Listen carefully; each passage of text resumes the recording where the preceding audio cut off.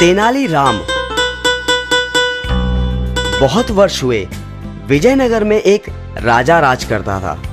उसका नाम था कृष्णदेव राय। एक बार उसके राज्य में चूहों की भरमार हो गई। जिधर देखो चूहे ही चूहे। राजा ने हुक्म सुनाया, हर घर में एक बिल्ली अनिवार्य रूप से पाली जाए। प्रत्येक घर में एक एक गाय प्रदान की जाए ताकि बिल्ली को दूध पर्याप्त मात्रा में मिल सके। तेनालीराम नाम का एक वजीर इस आज्ञा से नाखुश था। उसके अनुसार यह सारा प्रयोजन ही मूर्खतापूर्ण था। उसने एक तरकीब सोची। पहले ही दिन उसने अपनी बिल्ली के आगे खौलते हुए दूध का एक कटोरा उसके पीने के लिए रख दिया। बिल्ली ने जैसे ही उसमें मुंह डाला, उसका मुंह जल गया। उसकी आंखें बाहर निकलने को हो रही थी। वह झट से दौड़ गई।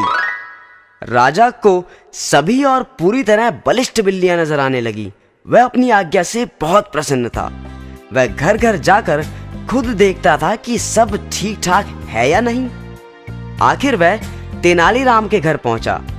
राजा को तेनालीराम के यहाँ बिल्कुल कमजोर हड्डियों का ढांचा बनी बिल्ली देखकर गहरा झटका लगा।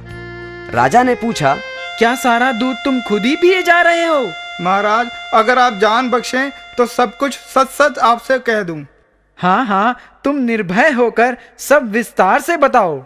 महाराज, पता नहीं क्या हुआ, मेरी बिल्ली तो दूध ही नहीं पी रही है।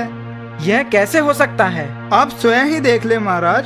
तेनालीराम ने दूध का कटोरा रखा और जैसे ही उस बेचारी बिल्ली ने दूध का कटोरा देखा, वह डर कर भाग गई।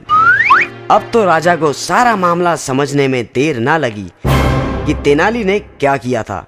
उसने हुक्म सुनाया, तेनालीराम को बंदी बना लिया जाए और उसकी पीठ पर 100 कोड़े लगाए जाएं। तेनालीराम ने नजरें उठाए बिना कहा, ठीक है महाराज, मुझे सख्त से सख्त सजा दें, परंतु जरा सोचिए कि हम देशवासियों के पीने के लिए भी जब दूध पर्याप्त मात्रा में उपलब्ध नहीं है, तो क्या यह मूर्खता नहीं है कि हम सारा दूध बिल्लियों को पिला दें? राजा को बात समझ में आ गई। उसने तेनालीराम को माफ कर दिया और अपने देशवासियों को वह गाय उनके परिवार को दूध पीने के लिए ही रखने के लिए कह दिया। बिल्लियां तो चूहे खाकर भी अपना पेट भर सकती थी।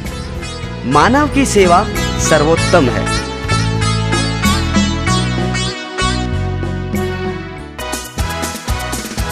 हम छोटी छोटी बच्ची हैं, दांत हमारी कच्ची है। Three blind mice, three blind mice. प्यास का मारा पानी पीने 12